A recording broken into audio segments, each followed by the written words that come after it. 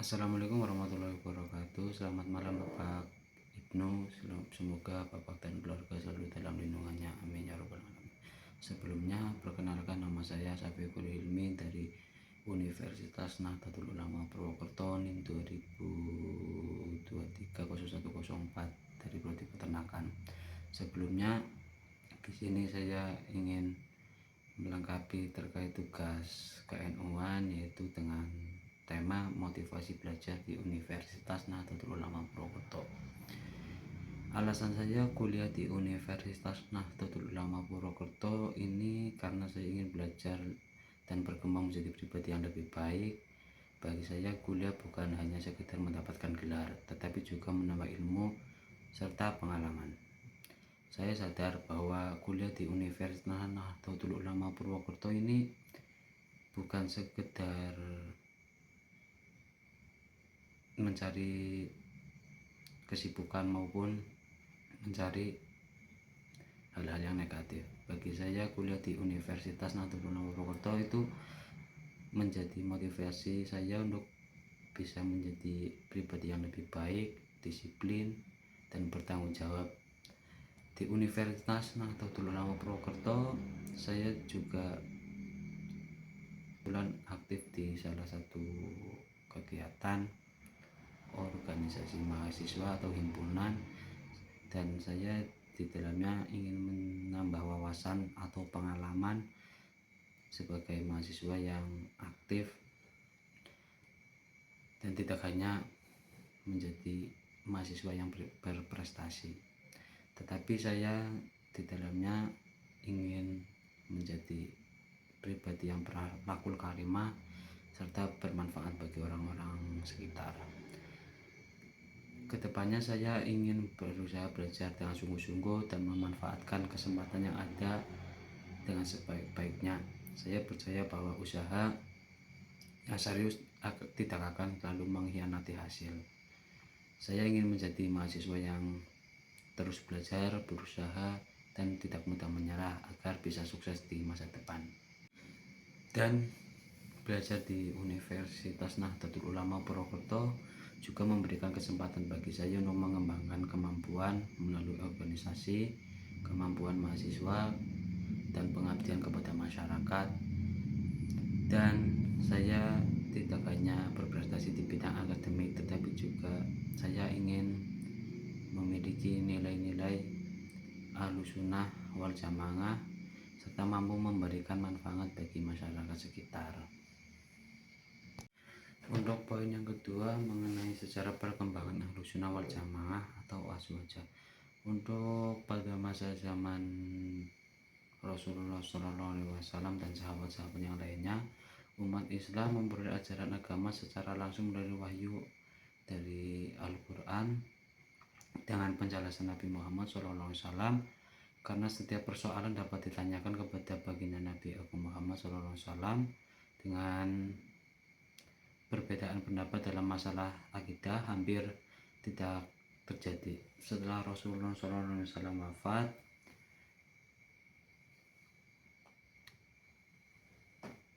sahabat-sahabatnya yang meneruskan terkait dengan ajaran Ahlussunnah wal Jamaah, yaitu dengan cara berdakwah dan menjadikan Al-Quran sebagai as-sunnah dan kesepakatan para sahabat sebagai pedoman dalam menjalankan ajaran Islam. Yang kedua terkait pada zaman tabi'in dan 4 mazhab. Pada masa tabi'in penyebaran Islam itu sudah semakin luas dan menjangkau berbagai daerah. Dengan kondisi ini memunculkan beragam persoalan yang baru terkait penjelasan hukum Islam. Dari perkembangan tersebut lahirlah 4 madhab fikih, yaitu Syafi'i, Hambali, Hanafi, dan Maliki, yang di dalamnya memegang teguh metode dengan berbeda-beda, melainkan yang warga NU Ahlussunnah wal Jamaah pegang, yaitu madhab Syafi'i. Untuk Poin yang ketiga terkait dengan tokoh-tokoh Azwaja. Di dalamnya tokoh-tokoh Azwaja itu memiliki jumlah tokoh yang sangat penting dan berperan bagi masyarakat dalam membangun dan mengembangkan ajarannya. Di dalam bidang akidah, tokoh yang paling terkenal yaitu Imam Abu Hasan al-Asy'ari dan Imam Abu Mansur al-Maturidi. Sementara itu di bidang fikih, Azwaja mengikuti salah satu 4 mazhab dalam bidang tasawuf dan pemikiran Imam al-Ghazali dan Imam Junaidi al-Baghdadi menjadi rujukan karena mengajarkan keseimbangan antara pelaksanaan syariat, pembinaan akhlak, dan pensucian jiwa. Untuk yang keempat, mengenai posisi Azwaja dalam aliran teologi Islam, Ahlussunnah wal Jamaah menepati posisi sebagai paham yang mendapatkan sikap moderat atau jalan tengah dalam memahami ajaran Islam. Karena Azwaja ini menggabungkan penggunaan dalil Al-Quran, As-Sunnah dengan pemikiran yang rasional tanpa mengabaikan salah satunya. Dengan pendekatan tersebut, Azwaja mampu menjaga keseimbangan dalam persoalan akidah dan menjawab paham yang dianut oleh mayoritas umat Islam sebagai negara yang termasuk negara Indonesia. Untuk selanjutnya terkait dengan konsep Islam Azwaja An-Nahdiyah, sejarah masuknya Islam pada negara Indonesia itu dilewati dengan adanya penyebaran dari sistem perdagangan. Ahlussunnah wal Jamaah masuk ke Indonesia bersamaan dengan proses penyebaran yang langsung dilahirkan dari para ulama Muslim dari Timur Tengah, dari masing-masing berbeda-beda dari negara-negara yang lain. Penyebaran Islam langsung secara damai melalui pendekatan, budaya, pendidikan, dan perdagangan. Untuk tokoh dan konsep Azwaja An-Nahdiyah ini, Azwaja merupakan paham keagamaan yang dianut oleh warga Nahdlatul Ulama, yaitu tokoh penting dalam lahirnya konsep ini adalah yang didirikan oleh Ki Haji Hasyim Asy'ari sebagai pendiri NU, yang menegaskan pentingnya berpegang teguh pada ajaran Ahlussunnah wal Jamaah dalam bidang akidah dan mengikuti pemikiran Imam Abu Hasan al-Asy'ari dan Abu Mansur al-Maturidi. Dalam bidang fikih, NU mengacu pada salah satu 4 mazhab yang menganut mazhab Syafi'i. Untuk prinsip-prinsip dan karakteristik An-Nahdiyah itu, Azwaja An-Nahdiyah memiliki beberapa prinsip utama yang menjadi pedoman dalam kehidupan bermasyarakat beragama, yaitu tasawuf yang artinya bersikap moderat, dan tasamuh yaitu yang artinya toleran terhadap perbedaan. Untuk Hitan An-Nahdiyah merupakan pedoman dasar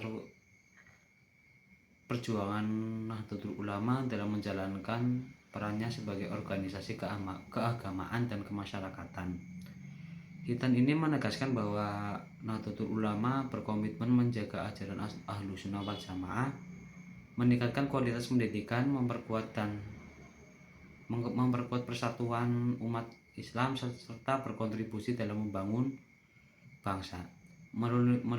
Melalui Hitas pada tahun 1926, Nahdlatul Ulama menempatkan diri sebagai organisasi sosial keagamaan yang mengutamakan dakwah dan pendidikan, serta pelayanan kepada masyarakat dan pemberdayaan umat tanpa menjadi bagian partai dari politik. Mungkin cukup sekian dari saya yang dapat saya sampaikan. Terima kasih banyak atas perhatiannya dan kesempatan yang telah diberikan. Apabila terdapat kekurangan atau kekeliruan dalam penyampaian materi, saya pribadi memohon maaf sebesar-besarnya, dan saya sangat mengharapkan kritik serta saran yang membangun serta membawa bahan evaluasi dan perbaikan ke depannya. Semoga materi yang telah saya sampaikan melalui video ini dapat memberikan manfaat dan menambah wawasan bagi kita semua. Cukup sekian dari saya. Wassalamualaikum warahmatullahi wabarakatuh.